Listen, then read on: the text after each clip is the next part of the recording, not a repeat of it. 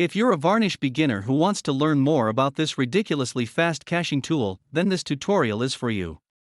We will talk about what Varnish is, how it works, and how it is configured in Cloudways. Varnish has become synonymous with high-performance HTTP acceleration.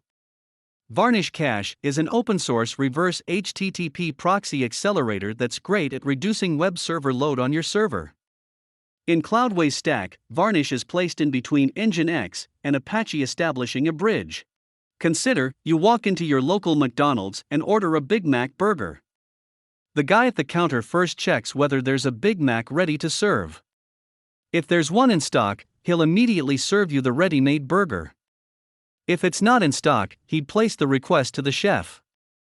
Varnish sits in front of your web server that is Apache, and the first time a visitor requests for a web page, Nginx gets the request, and after setting a few headers, it passes it to the Varnish server, which also passes it to the Apache, that is a backend server.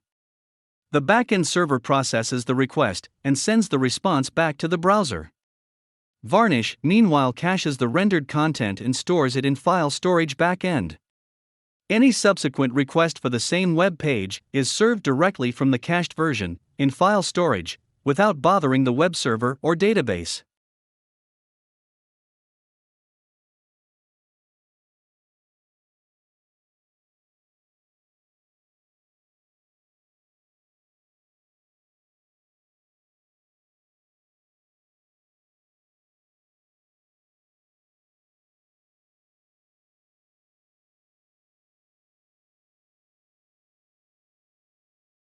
VCL is not the kind of language where you start typing away in an empty file, or within the main method.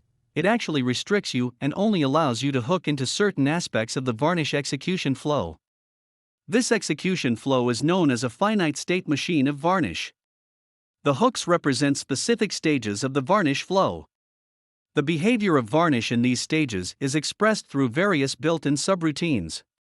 You define a subroutine in your VCL file, extend the caching behavior in that subroutine, and issue a reload of that VCL file to enable that behavior. Every subroutine has a fixed set of return statements that represent a state change in the flow. Here's a list of VCL subroutines. VCL_receive. Executed at the beginning of each request. VCL_pipe. Pass the request directly to the backend without caring about caching. VCL_pass. Pass the request directly to the backend. The result is not stored in cache. VCL_hit. Called when a cache lookup is successful. VCL_miss. Called when an object was not found in cache. VCL_hash. Called after VCL_receive to create a hash value for the request. This is used as a key to look up the object in Varnish. VCL_purge. Called when a purge was executed on an object, and that object was successfully evicted from the cache. VCL_deliver. Executed at the end of a request when the output is returned to the client. VCL_synth. Return a synthetic object to the client. This object didn't originate from a backend fetch, but was synthetically composed in VCL. VCL_backend_error_fetch. Called before sending a request to the backend server. VCL_backend_response. Called directly after successfully receiving a response from the backend server. VCL_backend_error. Executed when a backend fetch was not successful or when the maximum amount of retries has been exceeded.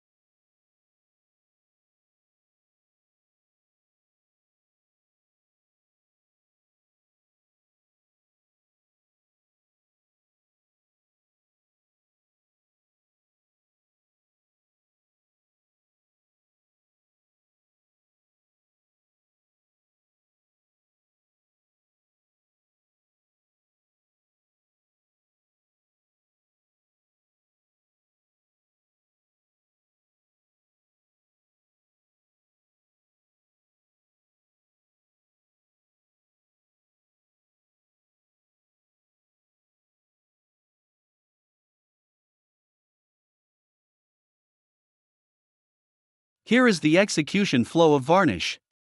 It is self-explanatory. I will be guiding a bit of it, and I hope that you guys will translate the diagram and submit it as an assignment. We can split up the flow into two parts. First, backend fetches, the gray color box. Second, request and response handling, the rest of the flowchart. The purpose of splitting is to handle backend fetches asynchronously. By doing that, Varnish can serve stale data while a new version of the cached object is being fetched. This means less request queuing when the backend is slow. We have now reached a point where the subroutines start making sense. To summarize, let's repeat some of the important points of the execution flow. Every session starts in VCL_receive. Cache lookups happen in VCL_hash. Non-cacheable requests are directly passed to the backend in VCL_pass. Responses are not cached. Items that were found in cache are handled by VCL_hit. Items that were not found are handled by VCL_miss. Cache misses or past requests are fetched from the backend via VCL_backend_fetch. Backend responses are handled by VCL_backend_response. When a backend fetch fails, the error is handled by VCL_backend_error. Valid responses that were cached, passed, or missed are delivered by VCL_deliver.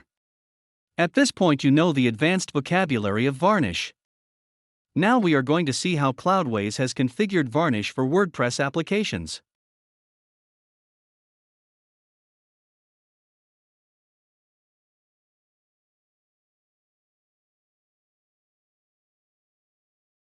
This rule says that if the requested URL has /feed and request method is not URLpurge, sending the request to VCL_pipe means that Varnish will not interfere.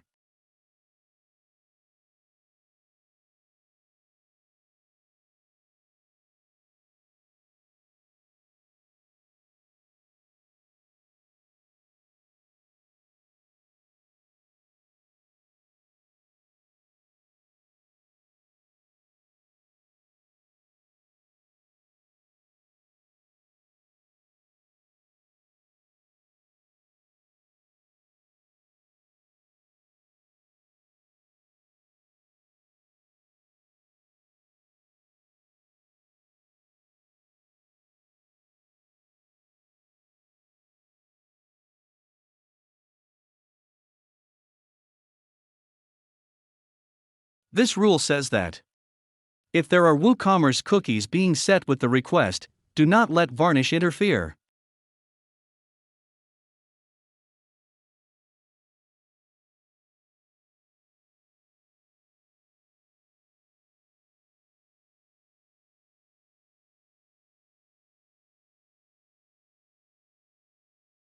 These rules are for the Easy Digital Download plugin. It says that if URL has _action and cookie has something ending at _edd. So Varnish should ignore such requests. This rule says that unset the cookies being shipped with the URLs which are not one of them. Thank you for watching.